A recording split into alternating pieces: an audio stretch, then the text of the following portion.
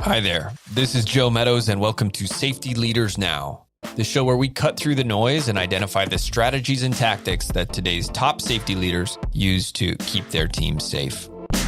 On today's episode, we have Tim Page-Bottorff. Tim, obviously pretty influential guy in the safety space, not only in his kind of day job, working with the ASSP, consulting. He's kind of all over the map, but I really enjoyed my conversation with him. It's great to get carried by somebody who has their own podcast and can make me sound good. We got into a ton of really tactical stuff. I think you're really going to enjoy it. And with that, let's get started. Tim, can you introduce who you are? What do you do? Let's start there. Yeah, my name is Tim Page-Bottorff. A couple things I do. I am a senior consultant / executive advisor for SafeStart. I do own my own business, Canadian company. Just want to make sure everything's clean tax-wise. And I'm also a director at large on the board of directors for the American Society of Safety Professionals. And then I also lecture at a couple colleges here, both in California.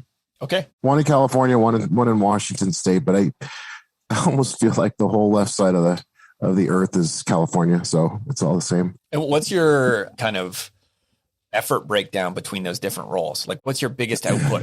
The biggest output, about 90% of the work that I do is directly related to what SafeStart offers. So I consult most of my time for them. You might find that I'm teaching a class here and there for compliance, but I would rather be directly working with customers and fixing human factors. Okay, understood. So can you help me respectfully? What the hell does SafeStart do? That's okay. SafeStart has quite a few capabilities. In the very beginning, it was about reducing human error. And that was a long time ago, starting in 1998. And just the last 4 years and almost literally just to, change with COVID, we took a strong look at our offerings and we said, you know what, our capabilities are much more than just human error reduction. As a matter of fact, every time we went into a customer, every time we went into a conference, a lot of the people we were talking to were just kind of confused. What does SafeStart do? So we kind of had to redefine ourselves. And our approach was, some folks that are systems analysts, they really thought that we were a negative approach towards human error. So we stopped talking about human error as a whole and said, let's just approach human factors holistically. And that's both positively through physical and mental attributes. And then also at the same time, when we're looking at human factors, we're going to help the companies get better with systems. So we have a three-pronged approach capabilities wise, and that's going towards the frontline. That's going towards supervisors and safety leadership, and then adjusting the culture. The way we adjust the culture is we literally train people to go to the thermostat. And all that means is that if the temperature's too hot, you got to make an adjustment to the climate. If the temperature is too cold, then you have to make an adjustment to the climate or provide blankets or whatever kind of comfort items that are out there. So working towards culture change, we do that through the organization, not just through safety. So our approach is human factors, quality, productivity, and safety as an outcome reliability improve. But you also have to show the connection when we use a visual image for gears, and that a gear of systems can touch a gear of humans. And when the humans interact with the systems, the better decisions that they make has a better positive outcome reliability for the entire organization. So our approach is through advisory services, through training, through consulting. And yes, we're a safety company. Quite frankly, that's what we consult on. But what we found over the years, and our customers will tell you, is that the majority of the benefit that they get is reducing first-run defects, bringing back quality as a statement and safety together as a value, and then also performance. So human and organizational performance is not defined by us, but our definition of human factors is helping people to help the organization. So you're coming in an advisory capacity, direct advisory, training, consulting, improving safety outcomes as well as, quality outcomes in a broader sense. Can you give me what does that look like from a quantitative perspective? So you guys come in, how do you set your baseline and what dials are you looking to turn and how do you measure if you're turning them effectively? Yeah, that's a great question. I think the very first step that we'll look towards for outcome reliability is to make sure that the supervisors and the managers are on the same page for what their expected desired outcomes are. So if their desired outcome, number one, would be we want to reduce injuries, and that's an easy metric to follow. Then most of the time you're going to hear things like soft skills. We want to increase communication. We want people to be able to intervene. So what we first do is uncover what their desired outcomes are, and we give them a choice, somewhere between the range of 10 and 12. But for the most part, it's increased trust, it's increased engagement, it's to have better communications, it's to better intervene, and then also to have supervisors lead safety from the front lines. So there's a long list of those things. So once we narrow down to 3 desired outcomes, and typically it's trust, engagement, and better outcome reliability. Those are usually the top 3. Those are, in my experience, that's the ones we see. When we get to those 3, then what we do is we give them a long list of maybe 35 KPIs that you could use to track. And for the most part, increased trust is anecdotal. So do employees feel like they're actually being heard? Does management actually feel like employees are taking stop work authority seriously? Those things can be measured if they're happening. So if you see increased stop work authority, track it. If you see people intervening, track it.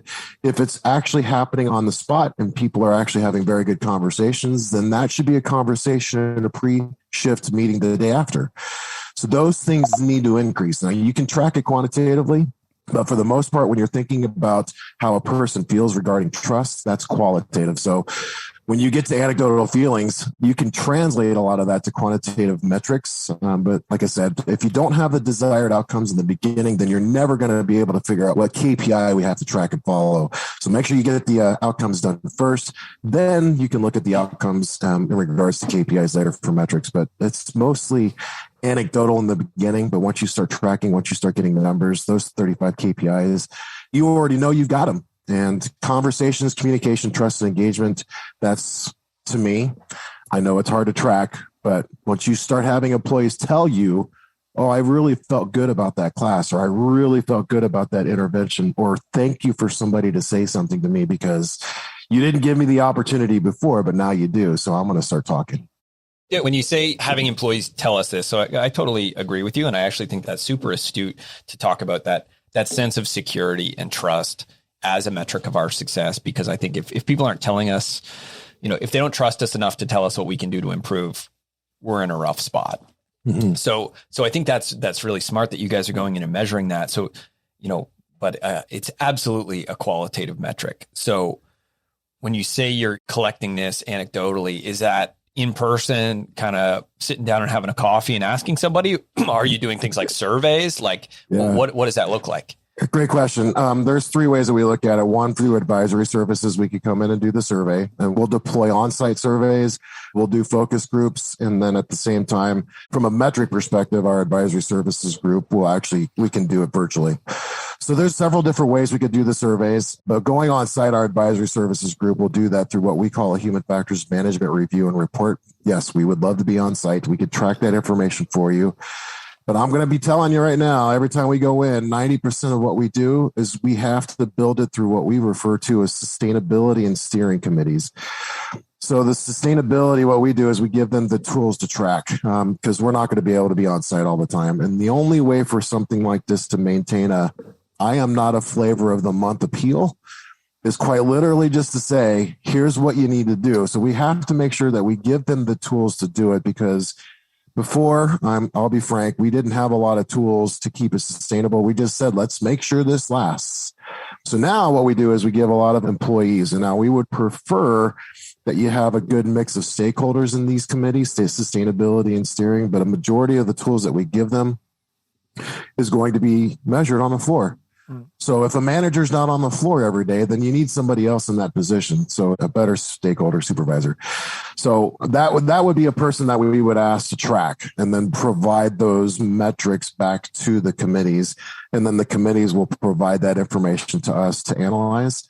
And then what we do is we give them a report of where you are, where you should be, and what you said you wanted to do because of your desired outcomes. So on the back end, yes, there's several ways we could do it. We can come in on site and do it ourselves, and that you pay for an advisory services thing like that. Or we could give you the tools to take ownership. And I got to tell you, a majority of our customers do have a really good, robust safety management system. So whether they're like a ISO 45001 or, ANSI Z10, it doesn't matter. A lot of our customers have OSHA VPP. So that's a very strict safety management system set up. And one of those major components is employee ownership. And I'm going to tell you, one of the sustainability tools is to give the employees the ownership. If you let them do the tracking for you while they're on site, then they take ownership. So it's a really good win-win, but there's several ways we could track those metrics. Okay. So I've got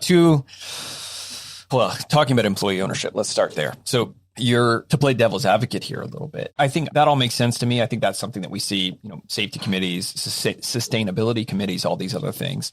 But one of the things that I hear about all the time is people's frustration with, let's say, the bureaucracy of safety. And how do you combat that when you come in and say, hey, we're going to institute another committee, even if the rationale for that committee is clearly defined and clearly driving a lot of value? How do you deal with people who might say, hey, man, the last thing I need from safety is yet another meeting, whether you've hired this lovely consultancy or not? You're going to see that time and time again, especially if they've had committee fatigue. Yeah. Over the last 2 years, even through the pandemic, there's a little bit more of that. And it's more on the mental side than physical side. There's not a lot of physical fatigue regarding having to attend a meeting. And quite frankly, there's a lot of times those meetings have food. So it's good motivation to show up. Yeah. But frankly, the way I would look at something like that for committee fatigue or if people are just frustrated overall is, number one, do you have a system to allow those employees to voice those concerns? So in other words, is there a mechanism to allow them to speak? Because if there isn't, then they hold these frustrations back and never get a chance to say it. They might say it to a buddy over there at the water cooler, say, hey man, I can't believe we got another meeting on this. And then that could mobilize or eventually turn into a virus, no pun intended. And then of course, if you have a system in place that allows them to voice or, explain their concerns, I'll give you an example. Ed Stevens from ABB Baldor, he's the VP over at ABB. He actually uses a system called harvesting frustrations. And a lot of those harvesting frustrations, when the people are actually allowed to speak about it, it's mostly about systems and the way they're frustrated about how things are going. It's not a lot about personal frustrations, but it does give them an opportunity to point out something that they may not agree with. And in this situation, this is an opportunity for an employee, based on the example you gave me, for an employee to actually stand up and say, I'm tired of this, this, and this. And then you can go back to the drawing board. So if they're overly frustrated with having to attend too many meetings, or they're constantly, here's what happens. They're constantly getting pushed by a leader because they're not contributing to the productivity that they signed up for. But then they come back and say, well, you got me signed up for 15 meetings in a day. How do you expect me to go back and finish this product? So if that were the case, yeah, you definitely have to make sure you listen to them. And it's not like the squeaky wheel gets the grease. You heard that in the military. You heard that in chain of command. You hear that everywhere in the world. That's not what I'm talking about here. You have to provide a platform for those folks, if they are feeling frustrated, to be able to speak up. And so from a managerial perspective, it's a two-way street. And if we don't harvest those frustrations, as Ed Stevens puts it, there's probably suppression. And if you've got suppression, it's actually going to be a problem later on. And it just, what ends up happening is, you personally probably have done this, where you've held in feelings of frustration over a period of time. Eventually, over a period of time, that ends up exploding into a very confrontational situation. So I think if you go back to Ed and say, hey, Ed, how do we harvest frustrations? Ed will give you that system. We've conducted a podcast on our end with Ed, and it's just listening to Ed talk about this. If you don't give them an opportunity to voice concerns, and I actually use the term vent, voicing concerns, explaining in great detail. Did you talk about near misses, and did you give them the time to platform? VENT is a great acronym. I know it might seem negative to a lot of people, but according to Ed, give them that opportunity to talk. It's extremely important. And then if they take the opportunity to talk, you better listen.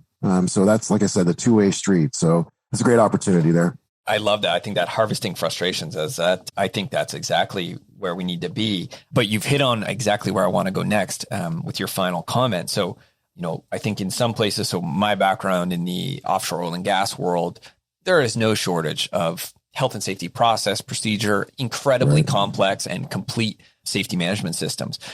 But I think in those environments where there is ample opportunity to vent, whether it be on the floor or elsewhere, people sometimes will say, like, their concern becomes, are they shouting into an abyss? So even if somebody says, I heard you, how do we measure the efficacy of the fact that the whole reason we're asking for this feedback is so we can get better? So I guess with you guys and what you're doing, having to come in and do this over and over again.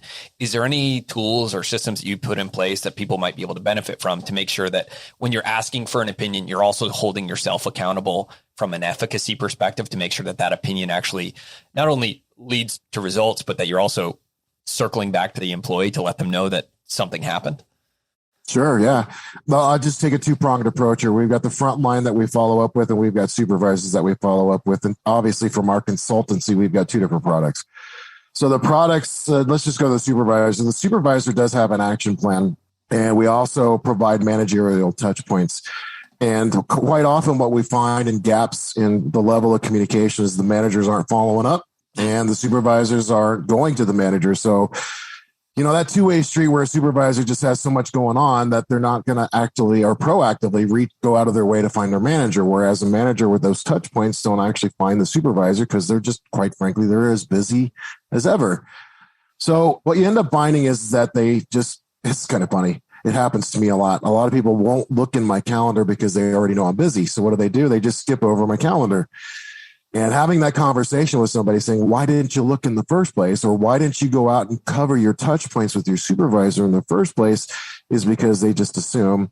And we go back to that human factor of complacency because it's just one of those things it's a vicious cycle. Yeah. Anyway, so you have to proactively, whether you think that person's busy or not, go out of your way to find out that you touch point with them and say, what did we do? All right. So to cover the original question with supervisors, if they think their manager is too busy, did you actually think that they were, or did you actually go out of your way to find out that they were? That's one thing. And it's not a track of laziness. It's just that you're so busy with other things that you just say, you know what? I don't have time for that. So set the time up. If you're looking at somebody's calendar and every hour is covered in their calendar, you know what? There might be another day. And you don't always have to have those conversations on the day that you want them, even though it's empty in your calendar. You have to try to find a way to match it up on theirs. So that's from a communication level at the supervisor's level. Now, at the frontline employees level, in engagement of a process, one of the things that you're going to find is that, and we did a survey with BLR, Business and Legal Reports, or OHS or EHS Online. One of the things we found is that 53 to 57% of organizations that responded said that their employees are not engaged. Mm. And one of the tracking mechanisms for engagement is, are they attending? I mean, getting somebody to sit in a class is great. Getting them to sign the roster, even better. But having them take their feet off the table and put the newspaper down inside that class is a whole nother ballgame. So from a training perspective, how do you get them to engage? So here's the big deal for us, and it's going to go all over the culture. It's going to go all over the climate, is that you actually have a common safety language. And the way you begin that is you can start with storytelling. So at the employee frontline level, if you want this metric to start engaging or start to increase, you have to be willing to tell stories that have happened to you. And with that said, that comes with consultancy, because you don't expect people to just jump out of the block and say, hey, I want you to tell a story. Well, what kind of story? How is that story supposed to be told? So to get the engagement, what I would do is, and I say, Joe, hey, I got a story for you. Let me tell you, I ran a red light the other day, and I'll tell you why I ran a red light. I didn't see the red light, but the car next to me decided to go. But the reason why they went is that they turned left at a left-hand turning arrow. Well, I decided to go because I saw them go. Forgot to turn and look at the light, and I ran a red light. I made it through, and the other car cussed at me. And then you finish that up from an engagement perspective, Joe. You say, it could have been a lot worse. I could have T-boned the other car could have T-boned me.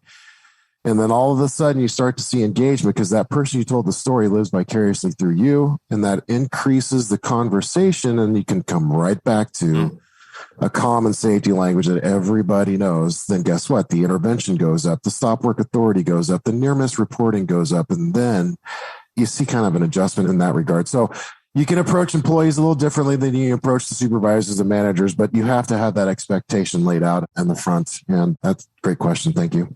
I love that storytelling response. I think that's pretty astute, and I think a great way to get people to just, see as a person and engage. I think living vicariously through you as running red lights, I don't know how much we want to encourage that, but well, at least I'm saying to you that I'm as human as you are, especially if you've run a red light before, because we're all lucky to be sitting here today. Just the job for us is to convert employees' luck strategy into their skill strategy.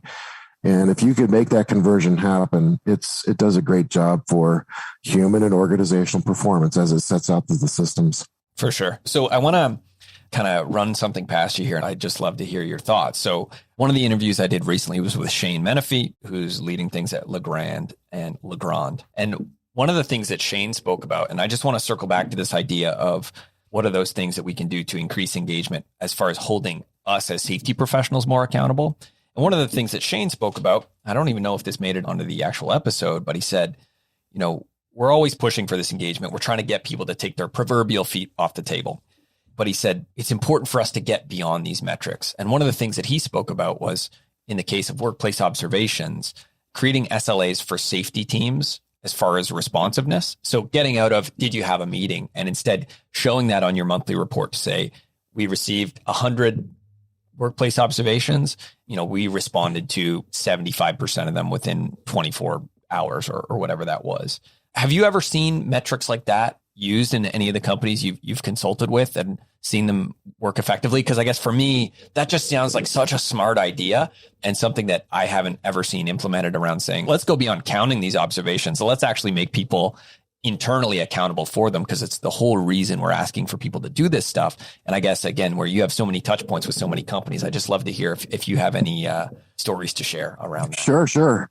Wow, that's a great thought processing question. I have to tell you, I've got two very specific customers. One, I can tell you the name. The other one, I cannot. So the first one, I'll tell you the name. It's Georgia Pacific. They had done a great job with developing observation feedback system. And one of the greatest failures as a behavior-based safety kind of subject matter expert is that you provide quotas. Now, it's a great opportunity to say, I got 100 per month, but you don't deliver that to your managers to say, I want 100 per month. You have to find a way to get them to motivate their employees to be able to do that on their own. So having quotas will actually develop failure in that system. So that's a big deal. But on the observation end, observations can go two ways. And I want that person, and Georgia Pacific did a really good job at this, is to be able to bring two hats to the observation. The first hat would be, this is a workplace safety conversation. And when I go out and do the observation, I'm putting this hat on. But if I'm going to have a conversation with an employee about what I saw them do, I'm going to take this compliance hat off or this safety hat off, and I'm going to put this soft skills 101 hat on and talk to them about what I've observed. Because you know what? A safety professional going out and doing observations is great, but a clipboard in hand is a recipe for disaster. So when you walk up to an employee and have that conversation directly with them one-on-one, your observation will be great and you give them feedback about their behavior. But if you don't have really good communication skills or direct communication skills on how to give them feedback, it could be perceived to be the wrong feedback. So the biggest failure is that, do we have a conversation and communication? So bring two hats to that observation. And that's what, Georgia Pacific really did a good job at. So developing their skills, developing their observation skills was great. But what was more important is developing their communication skills on how to deliver that feedback. So again, if you're going out and doing a conditions assessment, that's one hat. If you're going out and giving feedback to an employee about what you've observed them doing on their behavior, then that's another hat. I'll give you a case in point. Story, you just asked for a story. I'm married, love her to death, 30 years. It's been a great ride. But giving feedback to my wife on her behavior, on what I see for safety is just, you only get one of those per marriage.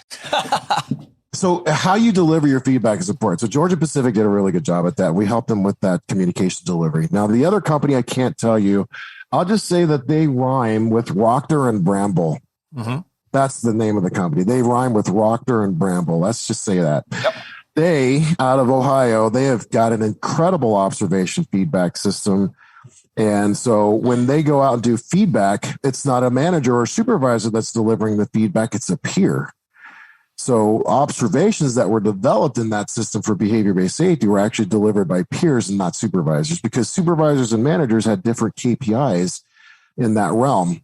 So from a behavior-based safety observation and feedback system, or OFS or SLA, however you want to, use that acronym to your advantage, there's a, big school of thought here. Number one, if you're going out and doing a conditions assessment, that's great. Don't interact with employees.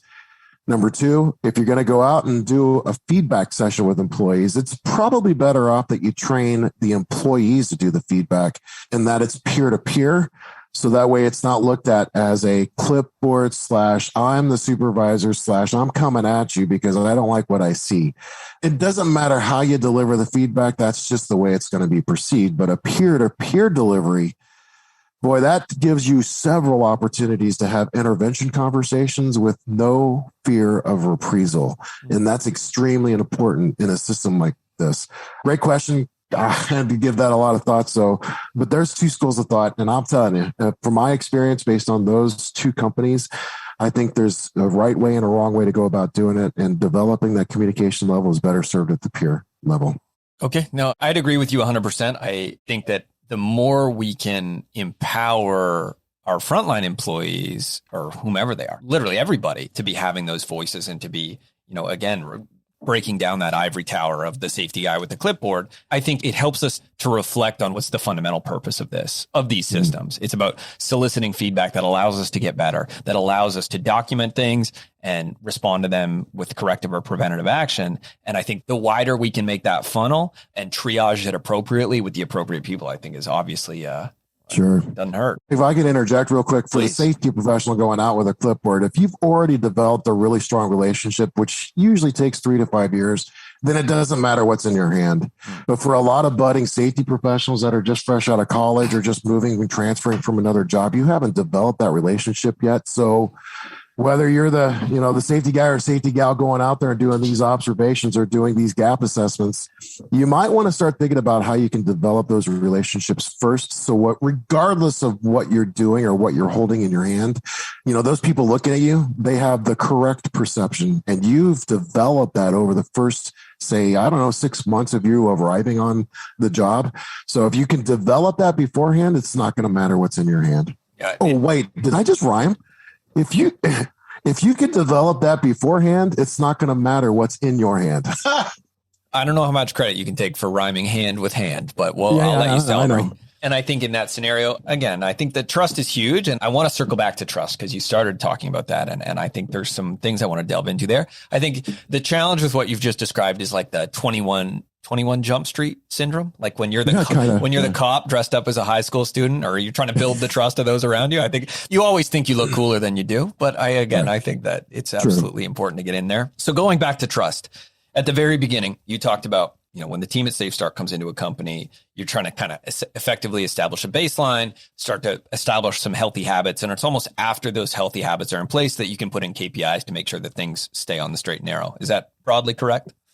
Yeah, straight and narrow would be, something that we'd have to define. But yeah, it's probably good. One of the metrics that you brought up was trust and how that's anecdotal. I guess, can you help me understand when you go in here and you're in that advisory capacity, trying to establish those baselines, or I guess maybe just to pause there, do you think trust is that single most important thing? Or do you think it's in the top 5? Where does trust kind of work out for you in the way that you measure one of these cultures? Wow. At least top 3. And when I say top 3, I'm incorporating trust, leadership, and engagement. And Joe, I think you probably know as much as I do that you don't go to university to gain soft skills 101. There's not a class for soft skills 101 that develop those top 3 attributes. So you have to learn those over the years. I would say trust is top for me. If the employees don't trust you, then they're not going to perform the way that you want them to. Yeah. If the managers don't trust the employees because maybe it's a union shop or there's just disagreement all over the place, then you're not going to get what you want. So trust would, I'd say, at least top 2. That's a great question. Okay, so top 2 is trust. And you mentioned that what you guys try to do is come in here and kind of empower a safety committee to be that steering for the group. So can you help me understand, and hopefully we can articulate this in a way that people can, take something away from it, but do you guys use anything to help those people qualitatively or quantitatively measure trust once you leave? Okay, well, that's a loaded question. Yes, software / tools / website, client portal. We have all of the things that we can share with what other organizations done that's given us permission to share. So we put that into a repository or a body of knowledge so they can actually take a look at this. But the most important aspect of that steering committee is that we've got the right people in the right seats. So we use the good to great combination of, did we have the bus? Do we have the right seats on the bus? And do we have the right people in those seats?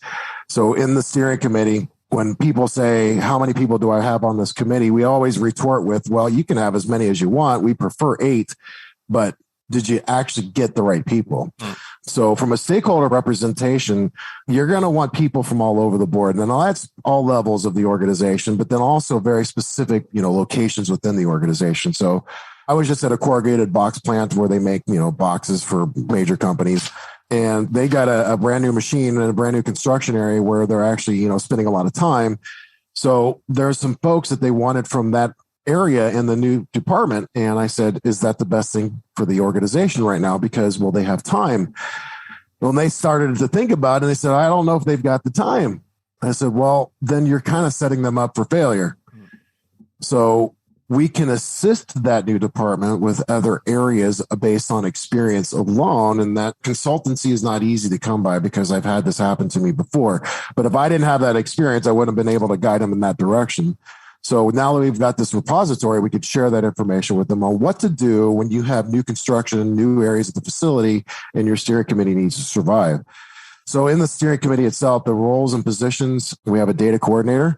By the way, safety professionals are inundated with scheduling. So what you end up finding is that if they sign us up and they bring us into their facility, the safety manager, the EHS director, the person that's solely responsible for safety ends up taking 99% of the lion's share of the work, which means they schedule, they bring the consultant in, they set up the training, they find the training room, they put the people in the training room, multiple shifts. And that's very, very difficult for a person that's already got 15 different hats, right?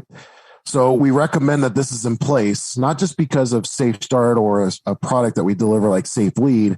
We recommend that that's in place before we even show up. And then we tell them what we expect and then give them the tools to look for, because one person's scheduling, one person coordinating the data could be the safety professional, but it's a lot easier if they had 8 people to help them find that information.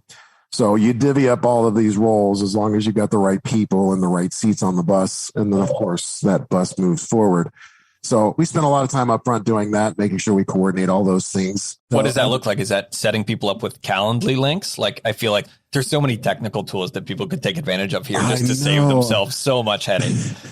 I know. Well, the company I just work for, they use Smartsheet. And I didn't have a problem with that, but we have tools. We have a project management team that can help you put all of that stuff in order, because I'm looking at you, safety professionals.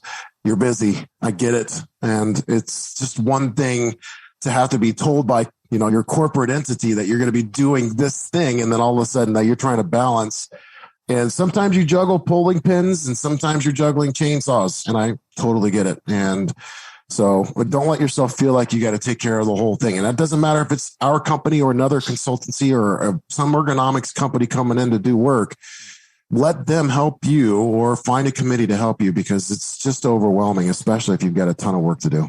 Yeah, this is a whole other topic that I'm quite passionate about, but I feel like the status quo that people have become accustomed to is like stuck in 1992 as it relates to people's relationships with vendors and relationships with support as it relates to safety, is that people are so used to this idea of, well, we paid our, tens of thousands of dollars for a license or for whatever, and now it's on us to deliver this and to do all the legwork. And I think the reality of modern software or service providers is so detached from that.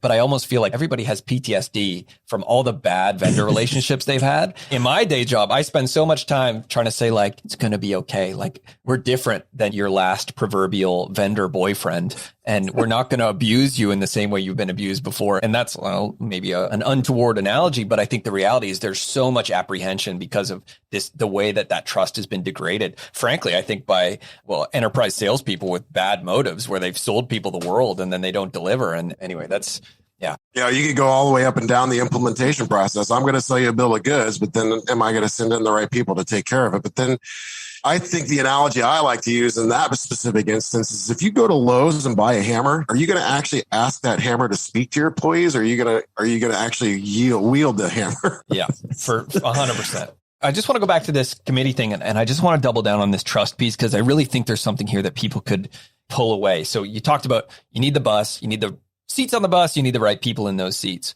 But around this trust, like when I think about it, not as far as your relationship as a vendor with the company, but the company's relationship with itself. Are there any tools you guys are putting in place? Or again, if this is proprietary, we can change the subject, but is there a way that those stakeholders that are an accurate representation of the company as a whole, that they can get some sort of measurement of employee trust in the system? Is there something in place for that, or that you encourage? Sure. We have a software package that goes out with a majority of the products that we deliver, and it's an app. Basically, if you put this app in employees' hands, the steering committee can monitor the metrics, of course, and they can get a dashboard. The dashboard gives you an opportunity to see where employees find that there's a bigger problem. So that technology, I'm okay with talking about it, is what we refer to as rate your state. I'll give you an analogy. Have you ever been to the Charlotte Douglas Airport before in Charlotte? I have, yeah. You go into the bathroom in the Charlotte Douglas Airport, and there's a box on the wall, and it's got a red face, a yellow face, and a green face. And it's like, how was your experience in the Charlotte Douglas Airport bathroom? You know, you could push one of those buttons. Did you have a great experience? And chances are, I mean, if you're in a good mood, you might hit the yellow button if you're lucky. But when employees come into work, there's not a box like that asks, how was your evening at home? Did you get into a fight with your husband or wife? Did you actually have a problem dropping off the kids? Were you waking up late this morning and now you're coming into work with this mentality? So we don't have those kinds of things. But this app, it actually gets you to rate your state. So before you go into work, it's going to ask you when and where are you most likely going to have a problem? And if you were at that time, could you predict it occurring? And then what you do is on a slider bar from 0 to 10, you would say on a scale of rushing 0 to 10, what would you be? And if you go all the way up to 8, 9, and 10, you're actually telling yourself right now, I feel like I'm rushing. And so what do? You slow down. And if you can't slow down and you keep moving because of the demands of the workplace, you actually raise your awareness because you just admitted that you were rushing. So that trust factor can be developed. And it's not just the app, because we used to do rate your state on a piece of paper. But now it's in an app, but also in the app itself, it can be expanded to ask, did you have a story from the weekend? Did you have something that happened? Did you run a red light? In addition to that, it actually asks you, do you want to set a reminder at that time where you predicted you're going to have a problem to show up on your phone as a notification? And I set that up for Sundays and Thursdays because that's when I travel the most. So when I'm in the airport on Sunday morning, traveling to a customer site to get there to train on Monday, it says you're at the airport. Do you need a reminder to keep your eyes and mind on task? You set that up on the app. So getting people to use it, the dashboard goes to a steering committee administrator, and that person will actually see the usage of the app. And if the app has become something where people actually interact with, that is a great metric for trust, only because you gave them the opportunity with the tool. And that's one way to interact. Another way, and the steering committee also tracks this as another tool, is did you provide the components that you learned at work to your family? We don't turn that safety switch off at the end of 8 hours a day. So we actually focus on giving employees tools around the clock 24/7. So the trust factor actually goes up if they were able to take this home. And if they don't have a family, that's fine. They've got nieces or nephews or, neighbors, somebody they could talk to about, what they see in the world of safety. And as soon as they start sharing with their families, guess what happens? 3 things happen. They bring it back to work. They've shared it with their family. Now they're going to have some level of safety. But the biggest thing, the engagement piece, is that they actually retain the information they got delivered, because now they're trying to teach it to someone else. And as the National Training Laboratory suggests, if you go and teach someone else what you just learned, you're going to retain that information by 90%.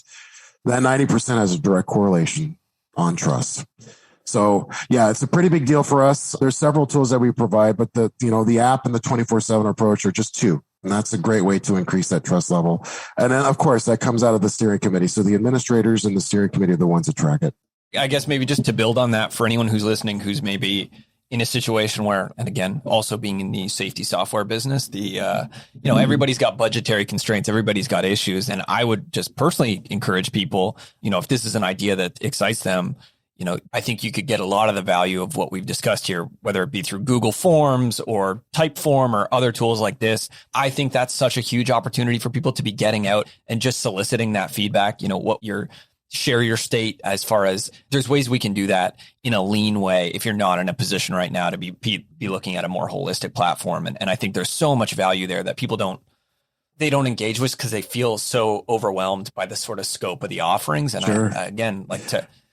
I'll give you 2 tools that are free. Supervisors, when people come into work, don't go straight to your workplace, greet them. It's not saying that an elementary school comes in. You've seen the videos on YouTube. They go viral where this the teacher hugs or high fives, or they get in line and they do some kind of formal activity before coming into work, and greet them. Just ask them how their evening was or how their weekend was, or is there something that they need help with? Because you saw on social media, because you happen to be friends with them in a small town and work at the same place, you saw something. All you got to do is ask. That's free. The second thing that you could do is at the end of the day is monitor when people leave the workplace. Are they wearing their seatbelts? And if they are, you can reward them in some fashion. There's a company in Centralville, Ohio. I think it's just south of Columbus. I can't say their name, but it rhymes with RuPont. It's a chemical company, and they give $10 out to every employee wearing a seatbelt when they leave the workday. Now that costs you some money, but at least, if you're going to go out there and you want to do it for free, you don't have to pay for a lot, but that means you're caring. And if you care and you show that you care both on the front end and the back end, literally, you can't put a number on it and a metric on it because we said it's anecdotal, but that trust factor goes up and it goes out the roof. So just a couple of free opportunities at the front end and the back end.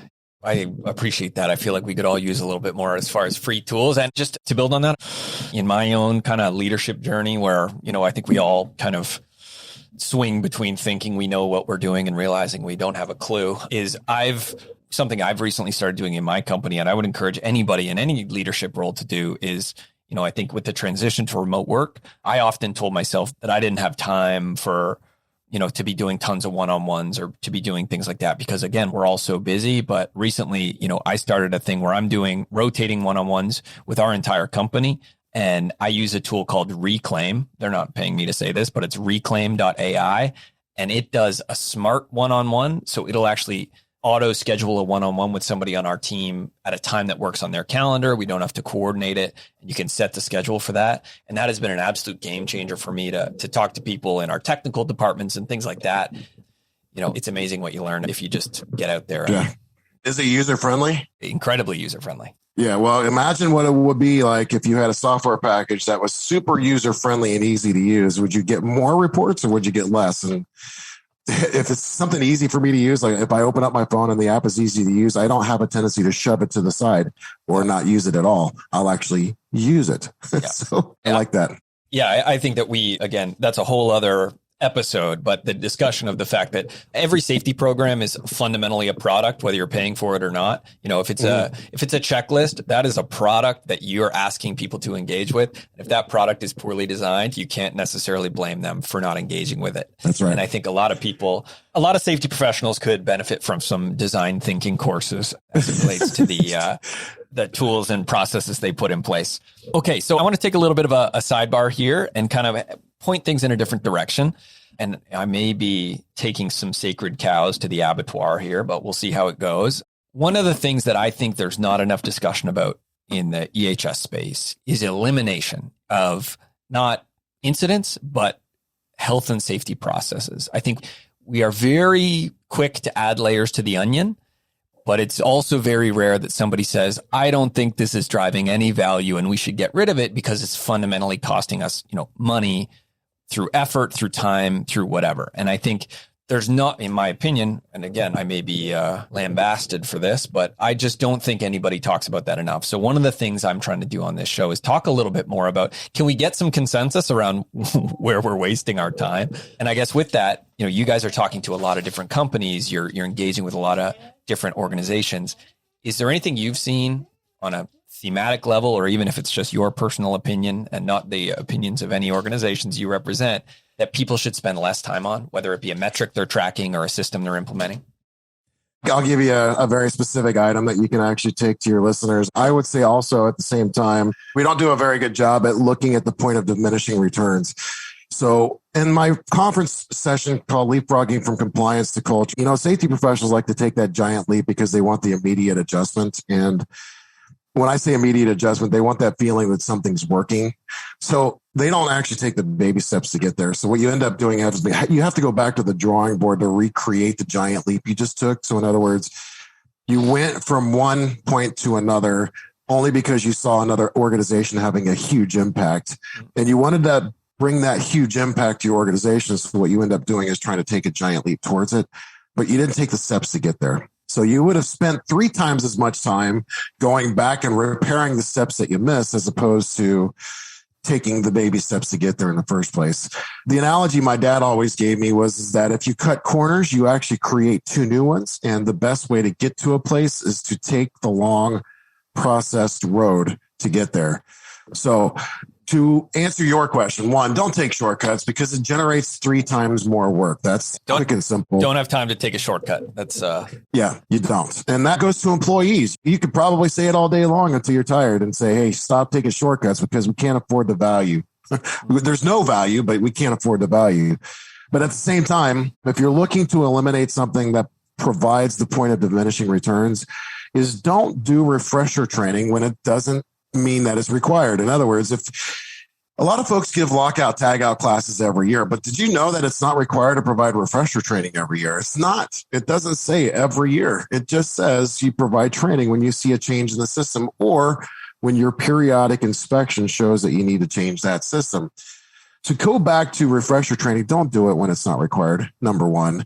And to lockout tagout, instead of providing refresher training, go out and do your periodic inspections, which is the biggest gap that I see all over the place. Every time I go somewhere and they ask me to do a lockout tagout assessment, when'd you do your periodic inspections? Oh, I'm not sure. What is that? Really? Yeah. Let me take a look. Do you have energy control procedures? Well, yeah, we did those, but that was like a 2005. Okay. Stop the refresher training. Let's get everybody that you did the refresher training on to come into this office and let's give each of them a piece of equipment to go inspect. And let's talk about what they found. That's a periodic inspection. That's required every year. Don't do the refresher training. So that's one example I can give you that will make a huge impact.